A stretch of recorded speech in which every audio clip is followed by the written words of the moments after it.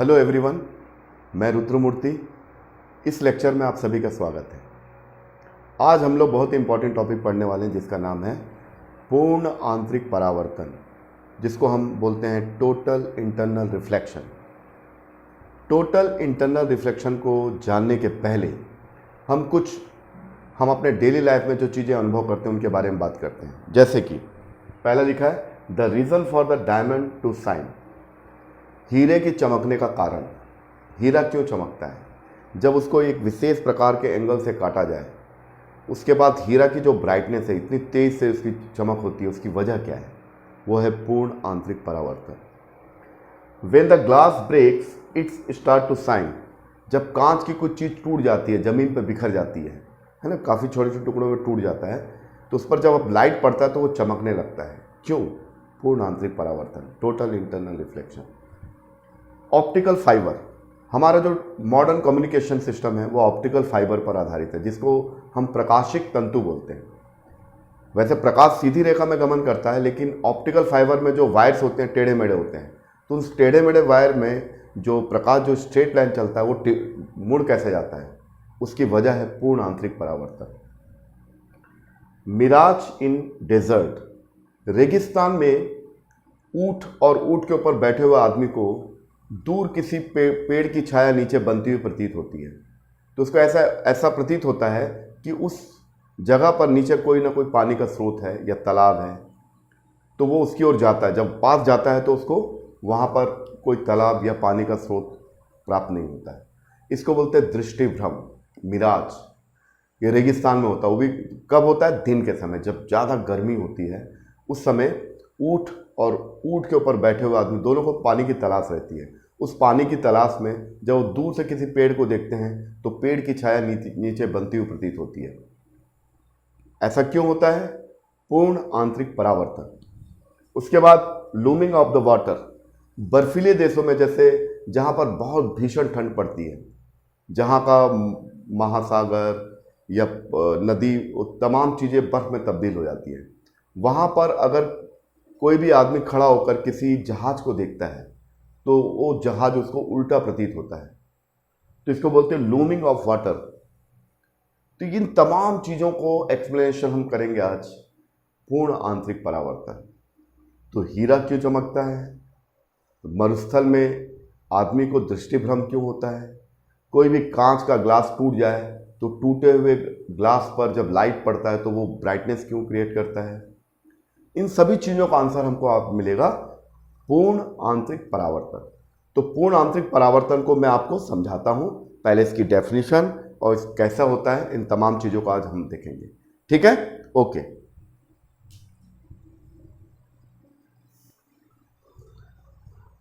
चलिए स्टूडेंट, आपको मैं पूर्ण आंतरिक परावर्तन की डेफिनेशन बताता हूं और बहुत ही शॉर्ट में उसका फॉर्मूला भी निकाल के बताता हूं।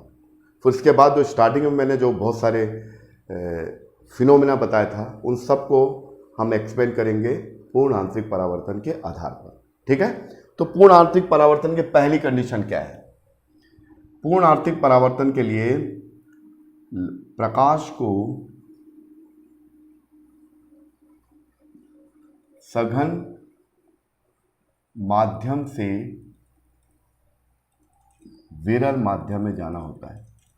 विरल माध्यम में जाना होता है। तो लाइट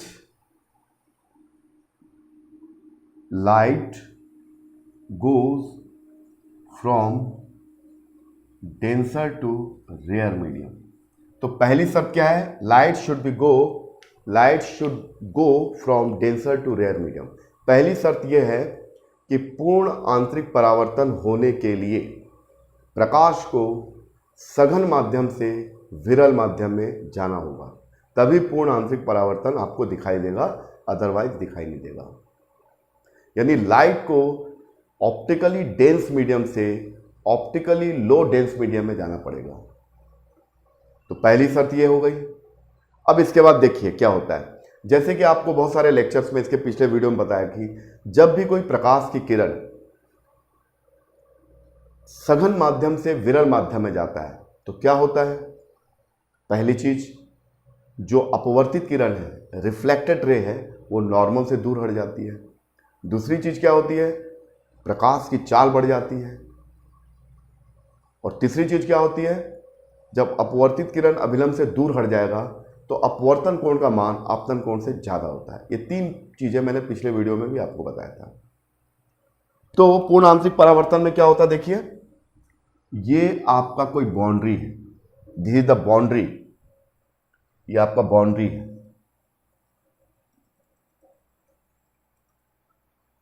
इस बाउंड्री के नीचे सघन माध्यम है और इसके ऊपर क्या है, विरल माध्यम। इसको लिखिए सघन माध्यम, इसको विरल माध्यम।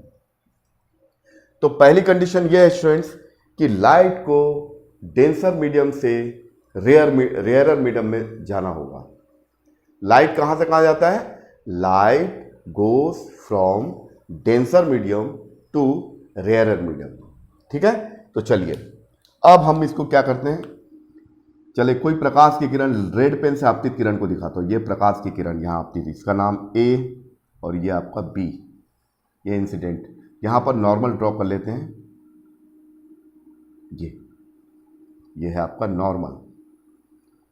ये सघन माध्यम है और ये विरल माध्यम है।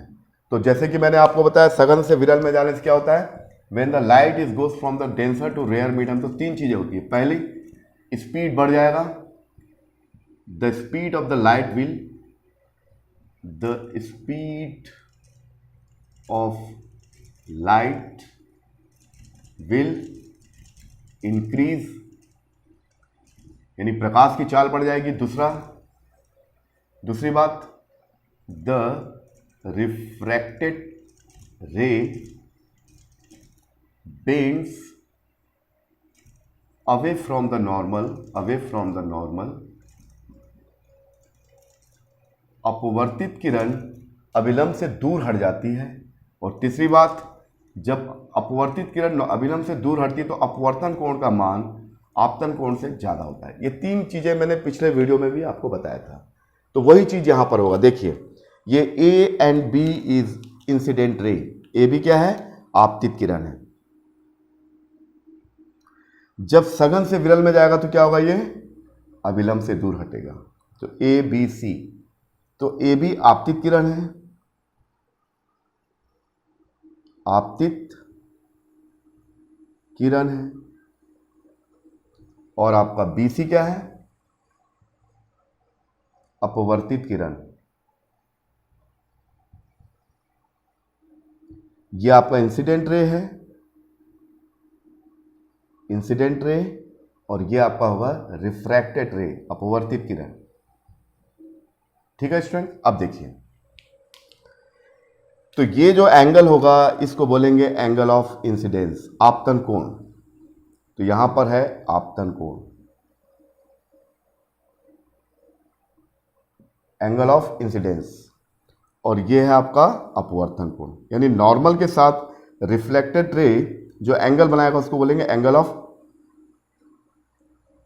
रिफ्लेक्शन, और इंसिडेंट रे नॉर्मल के साथ जो एंगल बनाएगा उसको बोलेंगे आपतन कोण, एंगल ऑफ इंसिडेंस। और ये आपका हो गया अपवर्तन कोण, अपवर्तन कोण। इसको बोलते हैं angle of incidence, angle of incidence. ठीक है, और नीचे क्या हो गया, और ये क्या हो गया, एंगल ऑफ रिफ्लेक्शन, रिफ्रैक्शन। ठीक है स्टूडेंट्स, ये होता है, आपको मालूम है। अब चलिए, अब यहां पर थोड़ा सा स्नेल के नियम को समझते हैं और उसके बेसिस पे, ये आपने नोट कर लिया होगा। अब चलिए, मैंने आपको बताया कि अपवर्तनांक निकालने के दो तरीके। पहला तरीका क्या है, अगर हवा से ग्लास में जा रहा है ना, तो हवा में प्रकाश की चाल और कांच में प्रकाश की चाल, the speed of the light in a vacuum, speed of the light in a medium. एक तरीका ये है, और दूसरा तरीका क्या है कि एयर में, हवा में आपतन कोण का साइन और ग्लास में अपवर्तन कोण का साइन, इस तरीके से भी निकाला जा सकता है। तो दो तरीके हैं स्टूडेंट जिसके जरिए हम क्या कर सकते हैं, जिसके जरिए हम रिफ्रैक्टिव इंडेक्स निकाल सकते हैं। तो अभी हम लोग इस पर के बारे में बात कर रहे हैं। तो ये क्या है, म्यू ए जी, लेकिन यहां तो उल्टा जा रहा है, उसको बाद में देखेंगे। पहले अपवर्तन का नियम समझते हैं, स्नेल का नियम। Mu is equal to sine I upon sine R, यही होता है। अब देखिए sine I equal to mu into sine R. किसी भी पेयर ऑफ मीडियम के लिए, किसी भी माध्यम के जोड़ों के लिए, जैसे हवा और कांच के लिए जो अपवर्तनांक होगा फिक्स होता है, इसी प्रकार कांच और पानी के लिए जो रिफ्रैक्टिव इंडेक्स होगा एक माध्यम के सापेक्ष दूसरे माध्यम में, वो भी फिक्स होता है, यानी म्यू कांस्टेंट रहेगा। तो म्यू यहां पर कांस्टेंट है, तो sine I is directly proportional to the sine R, यानी आपतन कोण अपवर्तन कोण से सीधा रिलेटेड है अनुक्रमानुपातिक रिलेशन में। यानी जैसे जैसे आपतन कोण के मान को बढ़ाओगे अपवर्तन कोण का मान भी बढ़ेगा। तो स्नेल के नियम से यह चीज आप निष्कर्ष निकाल सकते हो कि जैसे जैसे हम आपतन कोण के मान को बढ़ाते हैं अपवर्तन कोण का मान भी बढ़ेगा, है ना। That means the angle of incidence is directly proportional to the angle of refraction. Is it clear students, ये समझ में आ गया। तो पहले मैंने क्या है, सघन माध्यम से सघन से विरल में गया।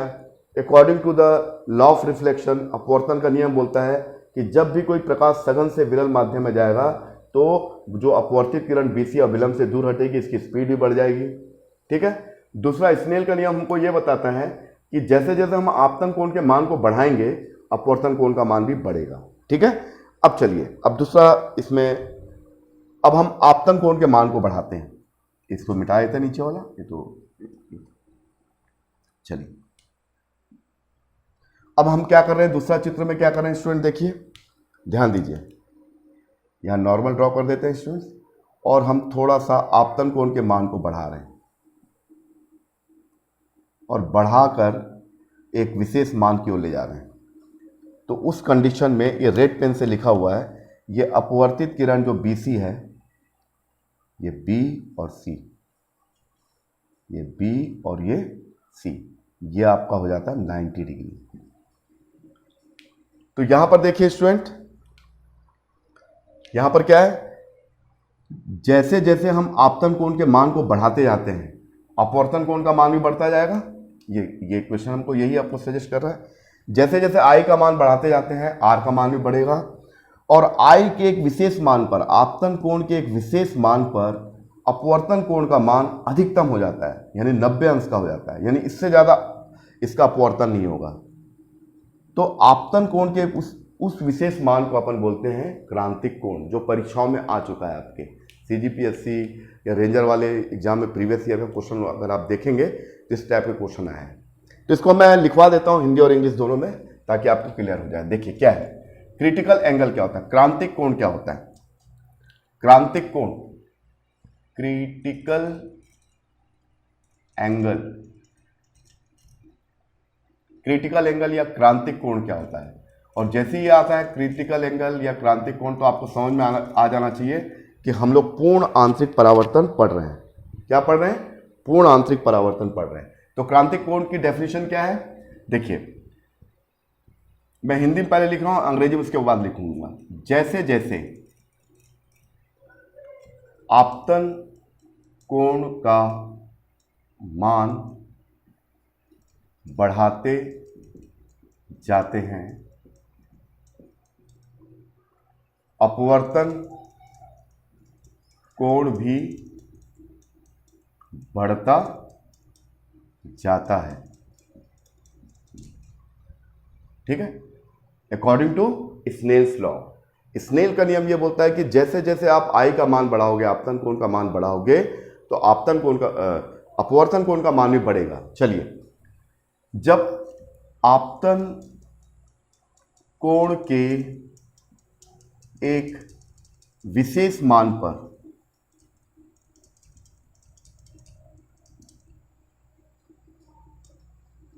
अपवर्तन कोण का मान, अपवर्तन कोण का मान अधिकतम हो जाता है, अधिकतम या 90 डिग्री का हो जाता है, 90 डिग्री का हो जाता है। आपतन कोण के इस मान को क्रांतिक कोण कहा जाता है। आपतन कोण के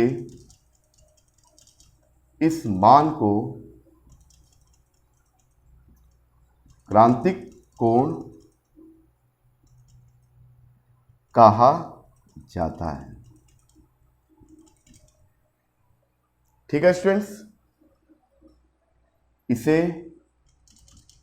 आई और नीचे सी लिखेंगे, प्रदर्शित किया जाता है, आई सी द्वारा प्रदर्शित किया जाता है।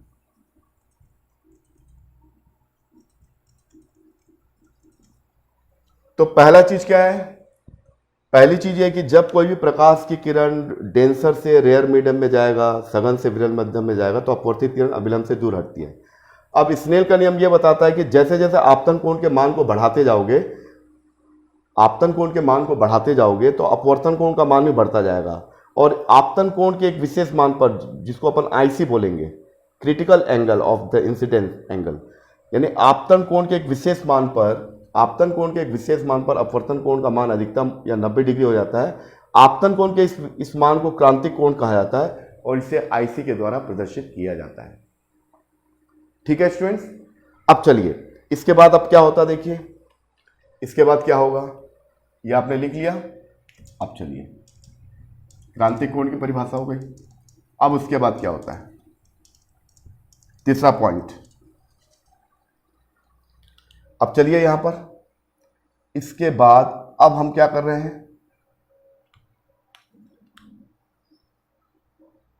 ये रेड पेन से लिखते हैं। अब हम क्या करेंगे, आई के मान को, आपतन कोण के मान को क्रांतिक कोण से अधिक करते हैं। तो उस कंडीशन में आर का अपवर्तित किरण का मैक्सिमम वैल्यू 90 होगा। अगर आई की वैल्यू और बढ़ाओगे तो अपवर्तित किरण तो बढ़ेगी नहीं, क्योंकि 90 से ज्यादा नहीं बढ़ सकती। तो होगा क्या, अब वो क्या होगा, उसी मीडियम में, डेंसर मीडियम में क्या होगा, वो रिफ्लेक्ट हो जाएगा। इसको बोलते हैं पूर्ण आंतरिक परावर्तन।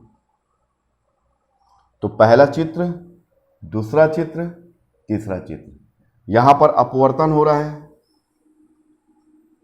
यहां भी अपवर्तन अधिकतम हो रहा है, यहां भी अपवर्तन ही हो रहा है, लेकिन अपवर्तन की अधिकतम सीमा है। और यहां पर क्या हो रहा है, TIR, पूर्ण आंतरिक परावर्तन।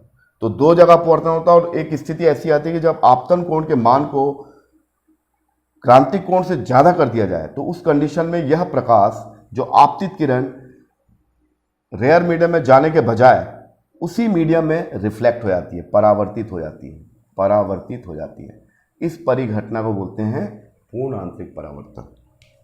तो यहां पर लिख लीजिए तीसरा पॉइंट, यदि आपतन कोण का मान, आपतन कोण का मान क्रांतिक कोण से बड़ा हो, क्रांतिक कोण से बड़ा हो, अर्थात I is greater than to IC, उस स्थिति में आपतित किरण उसी माध्यम यानी सघन माध्यम में, उसी माध्यम यानी सघन माध्यम में ही परावर्तित हो जाती है। इस घटना को पूर्ण आंतरिक परावर्तन कहा जाता है।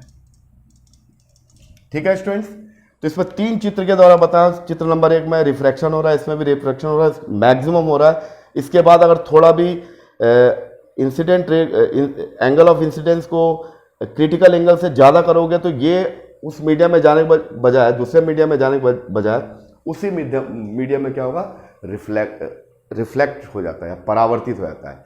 इस परिघटना को बोलते हैं पूर्ण आंतरिक परावर्तन। ठीक है, अब इसको आप नोट कर लीजिए, फिर इसको और आगे डिस्कस करते हैं।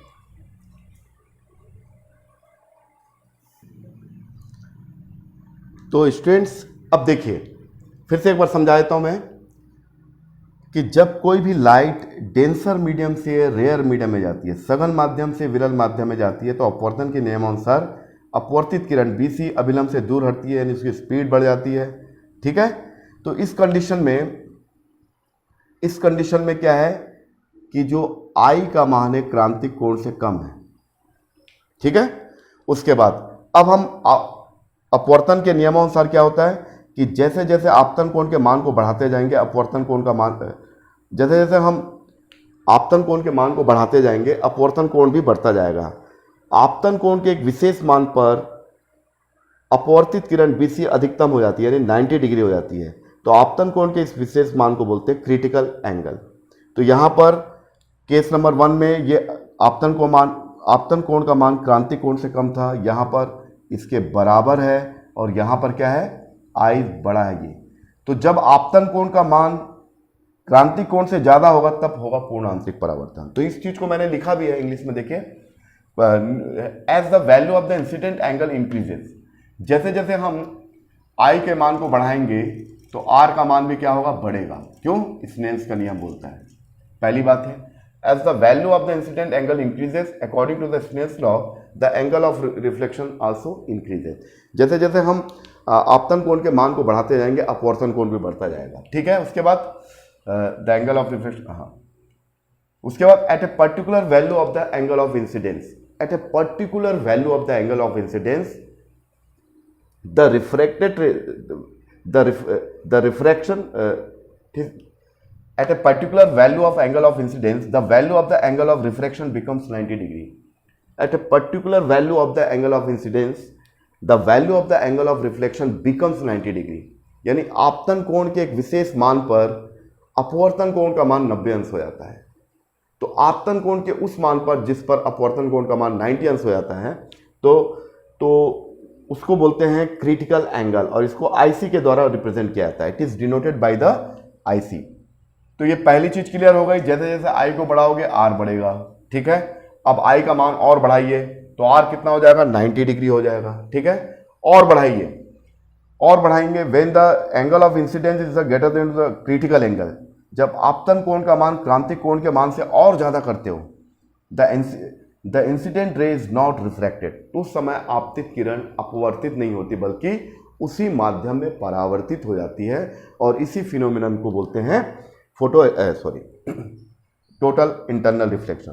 The incident ray is not refracted but is reflected to the same medium, this phenomena is called the total internal reflection. तो टोटल इंटरनल रिफ्लेक्शन में क्या पहली कंडीशन क्या है कि टोटल इंटरनल रिफ्लेक्शन, पूर्ण आंतरिक परावर्तन आपको तभी दिखाई देगा जब प्रकाश को या लाइट को सघन से विरल में जाना पड़ेगा। ठीक है, और दूसरी कंडीशन क्या है कि हमने स्नेल्स का नियम पढ़ा हुआ है, तो स्नेल का नियम हमको सजेस्ट करता है कि जैसे जैसे आप आपतन कोण के मान को बढ़ाओगे, जैसे जैसे value of the angle of incidence increases, तो according to the Snell's law the value of the angle of reflection will also increases. ठीक है, उसके बाद क्या करो आप, अब उसके बाद क्या करो, अब बढ़ाते जाओ, I का मान को बढ़ाते जाओ। कब तक बढ़ाते जाओ, जब R की वैल्यू, अपवर्तन कोण का मान 90 डिग्री हो जाए। जैसे 90 डिग्री होगा तो I के किस मान पर R का मान 90 डिग्री हो रहा है, आपतन कोण के किस मान पर, जिस मान पर अपवर्तन कोण का मान 90 डिग्री हो रहा है, उसी को बोलते हैं क्रांतिक कोण, क्रिटिकल एंगल। तो ये है at a particular value of angle of incident at which the angle of reflection becomes 90 degree and this angle of incident is known as the critical angle.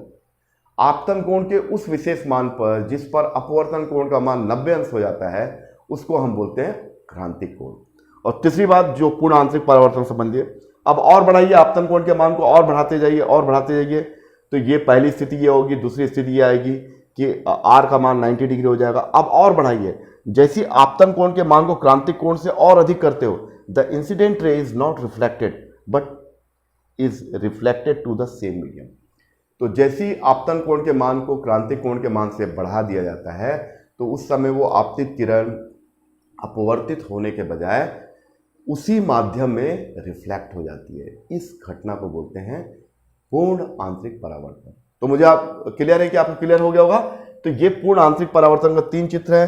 पहले चित्र में क्या हो रहा है, अपवर्तन हो रहा है, दूसरे में भी हो रहा है, लेकिन अपवर्तन की एक बाउंड्री है, इससे ज्यादा अपवर्तन नहीं होगा।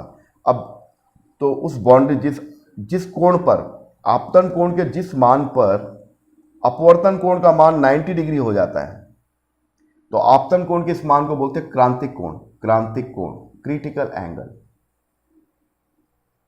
ठीक है स्टूडेंट। और अगर आपतन कोण के मान को और बढ़ा दिया जाए तो उस समय ये जो आपतित किरण है वो अब तो अपवर्तित होगी, नहीं तो क्या होगा, उसी माध्यम में रिफ्लेक्ट हो जाती है। इस घटना को बोलते हैं पूर्ण आंतरिक परावर्तन। हम लोग शॉर्ट में बोलते हैं TIR, टोटल इंटरनल रिफ्लेक्शन। तो स्टूडेंट्स आपको समझ में आ गया। तो अब इसके बाद हम इसका थोड़ा सा सिंपल मैथमेटिक्स देखते हैं। फिर स्टार्टिंग में मैंने जो घटनाएं बताई थी कि हीरे की चमकने का कारण, मरुस्थल में हमें दृष्टि भ्रम होता है जिसको मिराज बोलते हैं, ये तमाम चीज़ों को हम लोग एक्सप्लेन कर लेंगे शॉर्ट में। ओके, इसको नोट कर सकते हैं।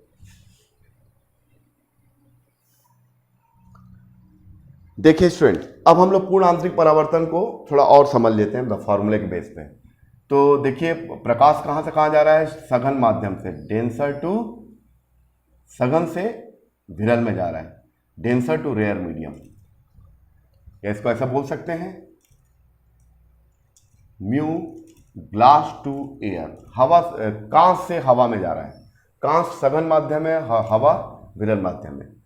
तो स्नेल का नियम क्या बोलता है, बाई स्नेल्स लॉ, स्नेल्स का नियम क्या बोलता है, स्नेल का नियम हमको सजेस्ट करता है कांच से हवा में प्रकाश की किरण जा रही है तो कांच में आपतन कोण का साइन और हवा में अपवर्तन कोण का साइन, यानी अपवर्तनांक कैसे निकालते हैं स्नेल के नियमानुसार, इसके पहले वाले लेक्चर में बताया था कि उस पहले माध्यम में आपतन कोण का साइन और दूसरे माध्यम में जहां प्रकाश अपवर्तित हो रही है वहां पर आपतन कोण का, अपवर्तन कोण का साइन, इन दोनों का जो अनुपात है, this ratio is known as the constant, और इस कांस्टेंट को बोलते हैं अपवर्तनांक। और ये अपवर्तनांक कैसा हो रहा है, हवा, कांच से हवा में जा रहा है तो refractive index of the air with respect to glass, यानी जब प्रकाश की किरण ग्लास से हवा में जाता है, सघन से विरल में जाता है, तो उस समय सघन माध्यम में आपतन कोण का साइन और विरल माध्यम में अपवर्तन कोण का साइन, ये।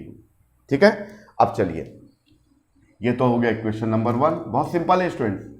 अब क्या, आई का मान को बढ़ा रहे हो और आई का मान को IC कर देते हो, है ना। अ particular value of the angle of incidence, आपतन कोण के एक विशेष मान पर जब I बराबर IC हो जाए, इसको बोलते हैं क्रांतिक कोण, क्रिटिकल एंगल। I का मान, आपतन कोण का मान जब क्रांतिक कोण के बराबर हो जाए तो उस समय अपवर्तन कोण का मान, अपवर्तन कोण कितना हो जाता है स्टूडेंट्स, 90 डिग्री हो जाता है। तो बस इसी बात को यहां लिखेंगे, तो G म्यू A, यहां पर देखिए A म्यू G नहीं लिखा हूं, क्यों, प्रकाश हवा से कांच में नहीं जा रहा है बल्कि कांच से हवा में जा रहा है, यानी सघन माध्यम से विरल माध्यम में जा रहा है। तो ये स्टूडेंट पहले माध्यम का साइन I की जगह क्या लिखोगे स्टूडेंट, IC लिखोगे, क्योंकि I का मान किसके बराबर होगा, IC। और अपवर्तन कोण का मान स्टूडेंट कितना हो गया, अपवर्तन कोण का मान हो गया 90 डिग्री। तो G mu A when the light is goes from glass to air then sin IC upon sin 91 हो जाता है। ठीक है स्टूडेंट, तो बस हमारा आंसर आ गया है, उसके बाद हम एक्सप्लेनेशन करेंगे। हाँ चलिए, अब इसको थोड़ा मिटा देते हैं ऊपर वाले चीज़ों में। ये डायग्राम तो है, आपको समझ में आ गया होगा। चलिए, लेकिन आपको मालूम है कि अपवर्तनांक हमेशा क्या होता है, 1 से बड़ा होता है। क्या आपको मालूम है? आप किसी भी चीज का अपवर्तनांक 1 से छोटा नहीं होता। क्यों नहीं होता है? इसलिए नहीं होता है स्टूडेंट्स, क्योंकि जब भी हम अपवर्तनांक को जब कंपेयर करते हैं तो हमारा जो बेस मीडियम होता है, पहला मीडियम एयर होता है। जैसे कि मैंने आपको बताया था कि मैक्सवेल ने बताया कि अपवर्तनांक निकालना है तो एयर टू ग्लास, तो ये क्या होता है, हवा में इस लाइट की स्पीड और उस मीडियम में, इसको अगर आप सॉल्व करोगे, मान लीजिए हवा में लाइट की स्पीड 3 लाख किलोमीटर था और उस मीडियम में मान लीजिए 2 लाख किलोमीटर हो गया, तो ये कैंसिल हो जाएगा, ये 1.5। तो म्यू का मान हमेशा 1 से बड़ा होता है, म्यू का मान कभी भी 1 से छोटा नहीं होता है। ठीक है स्टूडेंट, मेरी बात समझ में आ रही ना? म्यू का मान कभी भी, अपवर्तनांक का मान कभी भी 1 से छोटा नहीं होता, 1 से हमेशा बड़ा होता है। ये तो पहली बात हो गई। अब आइए इसको कंप्लीट करते हैं। ये बात आपको समझ में आ गई? हाँ चलिए। अब उसके बाद अगर म्यू ए जी यानी प्रकाश की किरण हवा से कांच में जा रही है, तो उस समय हम इसका अपवर्तनांक मान लीजिए 1.5 है या 3.2, हमेशा एक्सेप्ट।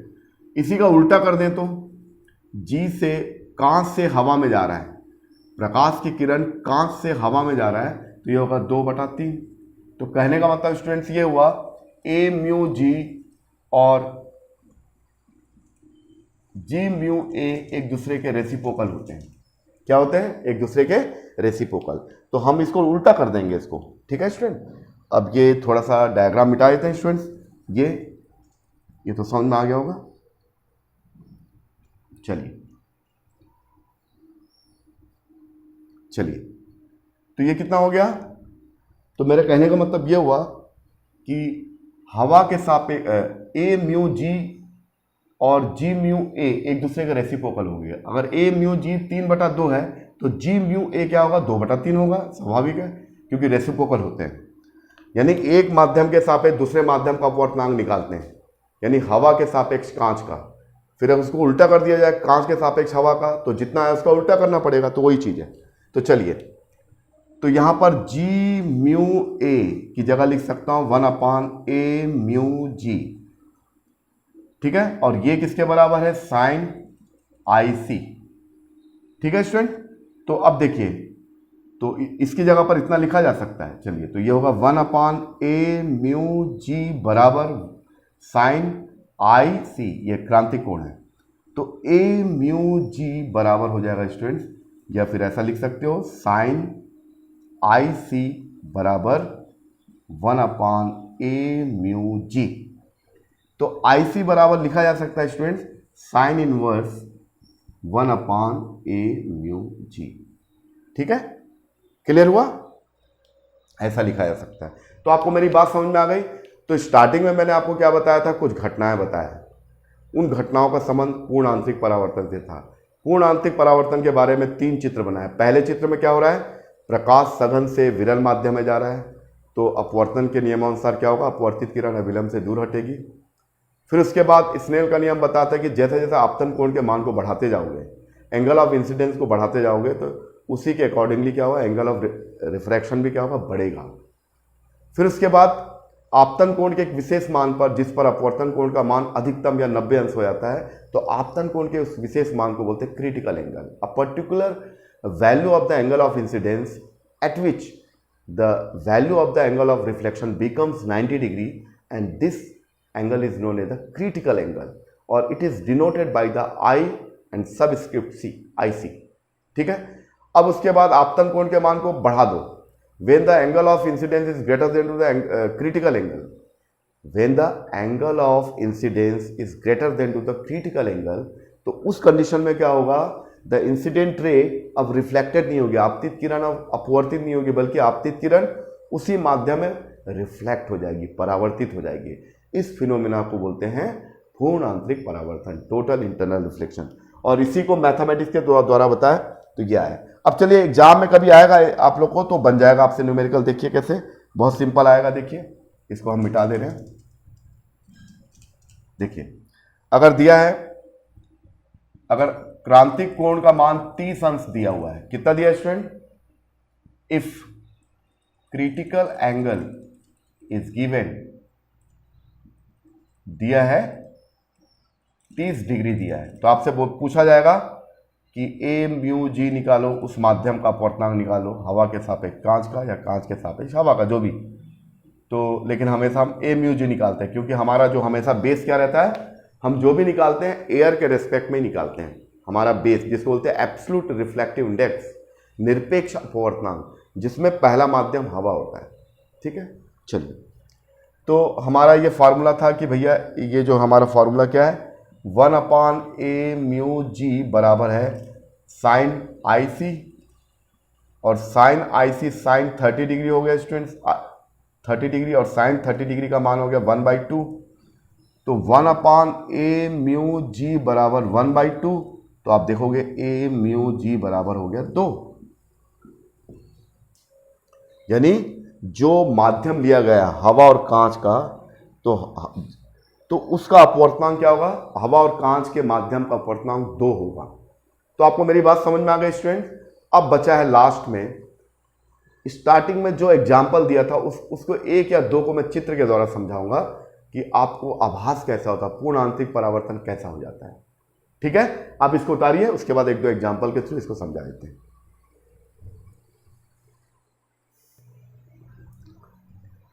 चलिए स्टूडेंट, हम टोटल इंटरनल रिफ्लेक्शन को एग्जाम्पल के थ्रू समझने का प्रयास करते हैं। अब आपको मैं स्टार्टिंग में बताया था, ये सभी को मालूम है कि मरुस्थल में अगर हम दूर से किसी पेड़ को देखते हैं तो ऐसा लगता है उस पेड़ की छाया नीचे बन रही है। तो पेड़ की छाया, अगर पेड़ का इमेज नीचे बन रहा है तो इसका 2 ही अर्थ हो सकता है, या तो उसके आसपास कोई पानी का स्रोत है या तो कोई तालाब है, तभी तो उसका इमेज नीचे बन रहा है। तो ऐसा क्यों होता है उसके बारे में मैं आपको बता रहा हूँ, और ये पूर्ण आंतरिक परावर्तन से संबंधित है। यही चीज़ अगर उसमें भी होता है, जब हम भरी दोपहरी में गाड़ी चलाते हैं तो सड़क के, जब दूर से देखते हो सड़क के जो रोड के पास ऐसा लगता है कुछ चीज़ वेपोराइजेशन हो रहा है, उबल रहा है, इस टाइप का वाष्पीकृत हो रहा है, इस टाइप का लगता है। लेकिन जब हम उसके पास जाते हैं तो कुछ नहीं दिखाई देता है।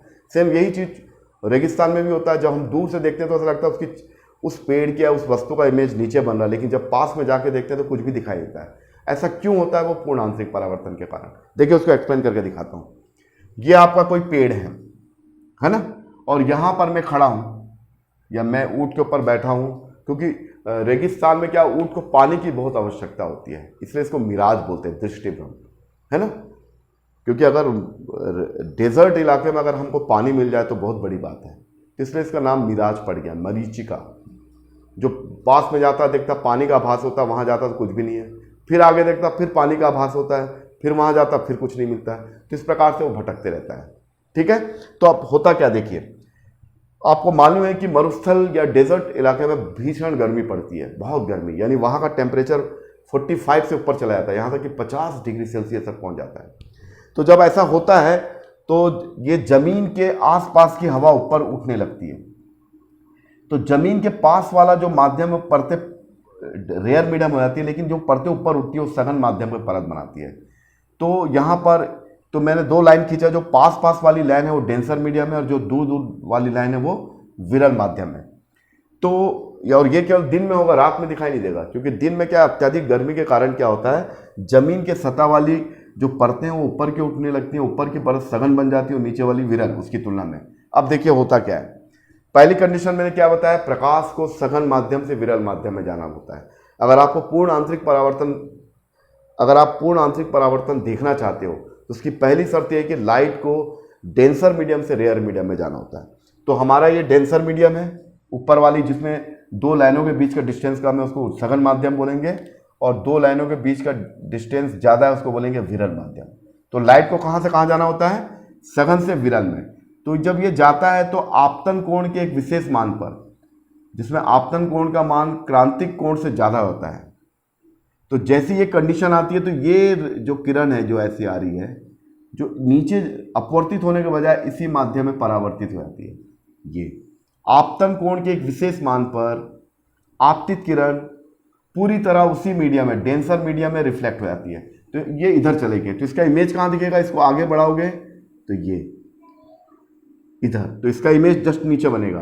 तो यहाँ पर ऊँट के ऊपर बैठा हुआ आदमी को आभास होता है कि इस पेड़ की छाया नीचे बन गई है, इसका मतलब आसपास कहीं तालाब या पानी का स्रोत है, वो उसकी ओर जैसे आता है वहाँ जाके देखता है तो कुछ नहीं होता है। तो इसको बोलते हैं मिराज, दृष्टिभ्रम या मरीचिका। ठीक है, आपको मेरी बात समझ में आ रही है?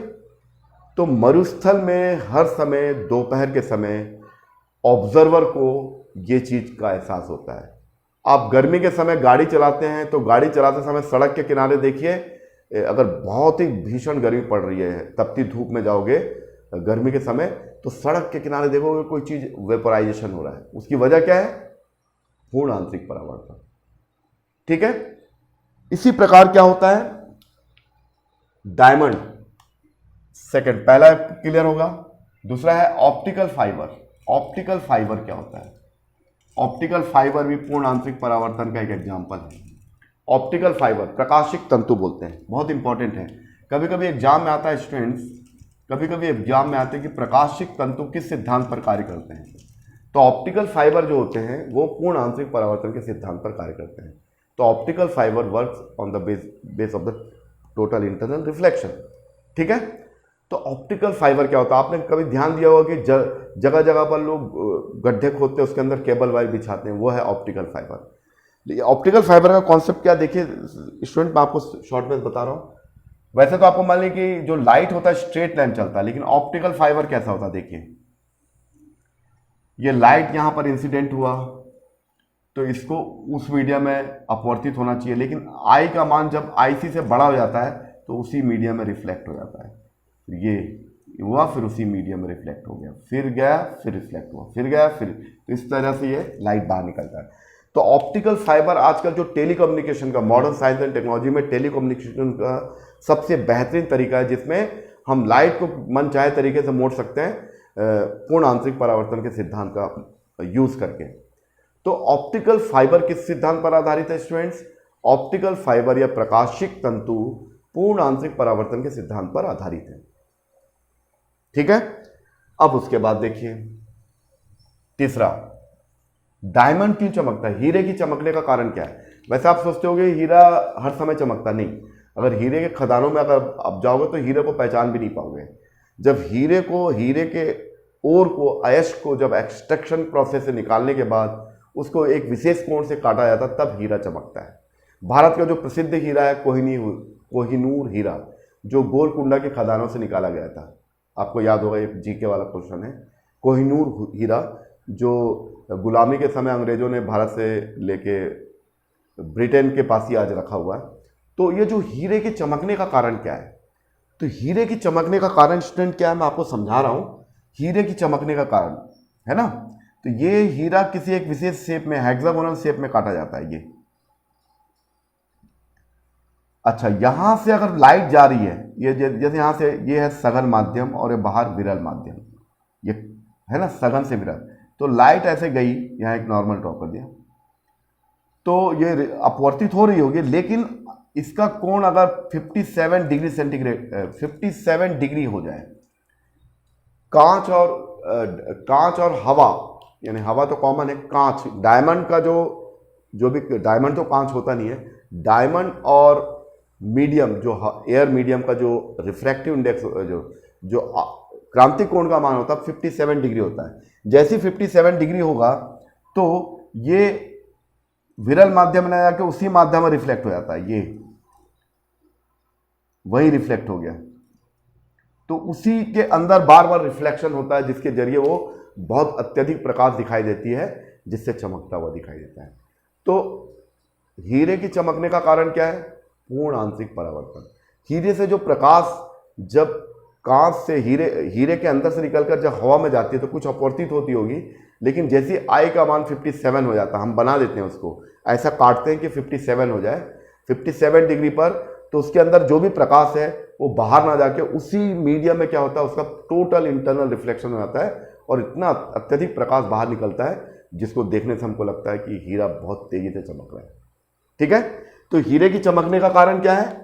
हीरे की चमकने का कारण, हीरे की चमकने का कारण पूर्ण आंतरिक परावर्तन, आंतरिक परावर्तन। देखिए, और चौथा देखिए, अगर आप कांच की कोई चीज है, अगर वो उसको छोटे छोटे टुकड़ों में डिवाइड कर दे, टूट जाता है, या कांच का कोई चीज है वो अगर टूट जाता है और उस पर जब कोई लाइट को डाला जाता है या फिर बाहरी अगर टूट गया तो सनलाइट पड़ता है, तो देखोगे कांच का ग्लास चमकने लगता है। तो क्यों होता है ऐसा? पूर्ण आंतरिक परावर्तन के कारण। तो कांच के टुकड़ों के चमकने का कारण, कांच के टुकड़ों के चमकने का कारण पूर्ण आंतरिक परावर्तन। ये सब एग्जाम में आते हैं।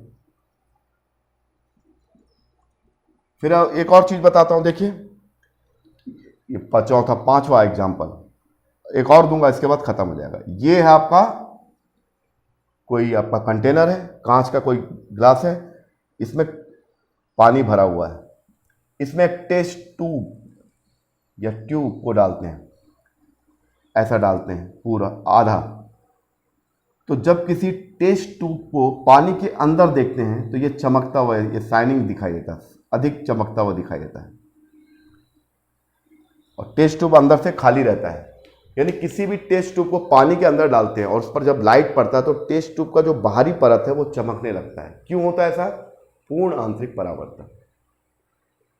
और एक और बहुत ही दिलचस्प एग्जाम्पल है जो आपको देना चाहूँगा कि बर्फीले देशों में इतनी ठंड पड़ती है कि वहाँ कोई आदमी अगर देखता है कोई जहाज को, जैसे हम लोग जहाज को देखने से लगता है जहाज पानी में चल रहा है, लेकिन वो इतना ठंड पड़ती है कि वहाँ पर अलग अलग नीचे डेंसर मीडियम होता है, ऊपर रेयर मीडियम होता है। उसकी वजह से पूर्ण आंतरिक परावर्तन के कारण वहाँ पर कोई आदमी देखता है कि दूर से कोई जहाज उसको उल्टा दिखाई देता है। वो कैसा दिखाई देता है चित्र के द्वारा आपको बताता हूँ, तब तक आप इसको नोट कर लीजिए।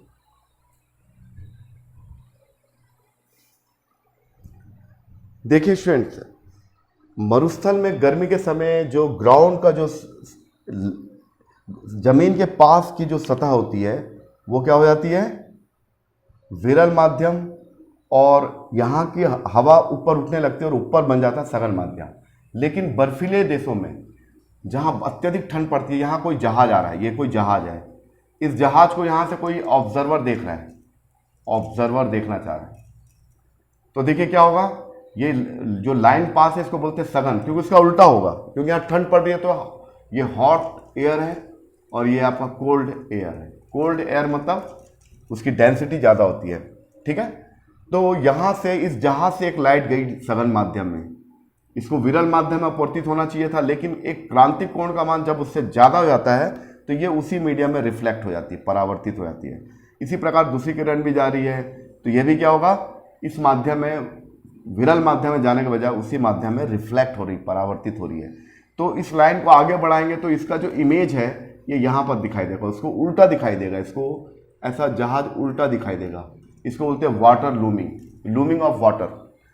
तो आपको समझ में आ गया कि पूर्ण आंतरिक परावर्तन के कितने ज़्यादा एप्लीकेशन है। पूर्ण आंतरिक परावर्तन के कारण हीरा चमकता है ना। बर्फीले देशों में कोई प्रेक्षक जहाज को देखता है, दूर से आता हुआ जहाज उसको उल्टा दिखाई देता है। रेगिस्तान में गर्मी के समय प्रेक्षक को दूर किसी पेड़ की छाया नीचे बनती हुई प्रतीत होती है, जिससे उसको लगता है कि उसके आसपास कोई पानी का स्रोत है ना। किसी कांच के अंदर, पानी भरे हुए कांच के अंदर एक चमकता हुआ टेस्ट ट्यूब को डाल दिया जाए, पूरी तरह नहीं, आंशिक रूप से, और उसके सरफेस को बाहर से देखा जाए तो पूर्ण आंतरिक परावर्तन के कारण उस ट्यूब का जो सरफेस चमकने लगता है। कोई भी चीज़ अगर टुकड़ों में बढ़ जाती है या कोई कांच अगर टूट जाता है ज़मीन से गिरने के बाद, तो टूटे हुए भाग से देखोगे ज़्यादा लाइट आपको दिखाई देता, उससे लाइट ज़्यादा रिफ्लेक्ट होता है, तो वो पूर्ण आंतरिक परावर्तन की वजह से होता है। तो ये तमाम चीज़ें मैंने आपको, तो आज का जो हमारा लेक्चर था वो पूर्ण आंतरिक परावर्तन, एक ऑप्टिकल फाइबर वाला भी था, प्रकाशिक तंतु बहुत इंपॉर्टेंट है, जो मॉडर्न साइंस और टेक्नोलॉजी में बहुत इंपॉर्टेंट रोल प्ले करता है, वो भी टोटल इंटरनल रिफ्लेक्शन की वजह से होता है। जब हम उस पर आपतित किरण को क्रांतिक कोण से ज़्यादा कोण पर आपतित करते हैं तो वो लाइट अपवर्तित होने के बजाय उसी माध्यम में बार बार रिफ्लेक्टेड हो जाती है और बाहर निकल जाती है। तो हम प्रकाश को सीधी रेखा में चलती है, लेकिन प्रकाश को पूर्ण आंतरिक परावर्तन के द्वारा उसको मोड़ भी सकते हैं, ठीक है ना, टेढ़ा मेढ़ा भी चला सकते हैं पूर्ण आंतरिक परावर्तन से। तो इन सब तमाम एग्जाम्पल्स को मैंने पूर्ण आंतरिक परावर्तन के आधार पर समझाया विथ डायग्राम। ये देखिए मरुस्थल में कैसा होता है, सघन माध्यम, अत्यधिक गर्मी पड़ेगी तो ऊपर जो हवा पूरा ऊपर उठते जाती है गर्मी कारण, तो ऊपर सघन माध्यम बनता है और नीचे थोड़ा विरल माध्यम बनता है। तो सघन और विरल माध्यम की वजह से यहाँ पर कोई प्रेक्षक को इस पेड़ की छाया नीचे बनती हुई दिखाई देती है, लेकिन जैसे ही वो पास जाता है तो वहाँ ऐसा कुछ दिखाई नहीं देता कि पानी है। तो इसको बोलते हैं मिराज, दृष्टिभ्रम, मिराचिका बोलते हैं, मिराज। जैसे हिरण होता है ना, बार बार अपने खुशबू से दौड़ते रहता है, उस टाइप का ये। तो स्टूडेंट्स आपको समझ में आ गया होगा। तो ये आज का लेक्चर जो था टोटल इंटरनल रिफ्लेक्शन रिलेटेड था। इसका अगला लेक्चर बनाऊंगा, जितना भी जो मैंने अपवर्तन पढ़ाया उससे संबंधित वस्तुनिष्ठ प्रश्न के बारे में होगा, जो CGPSC आपका रेंजर एग्जाम या अदर कॉम्पिटिटिव एग्जाम के लिए बहुत यूजफुल रहेगा आप लोगों के लिए। अगर आपको ये वीडियो पसंद आया तो ज़रूर इसको सब्सक्राइब करिए, लाइक करिए, और और भी अन्य स्टूडेंट्स को फॉरवर्ड करिए। इन्हीं बातों के साथ आज का ये लेक्चर खत्म होता है। फिर हम अगले वीडियो में वस्तुनिष्ठ प्रश्नों के साथ फिर मिलते हैं। Thank you.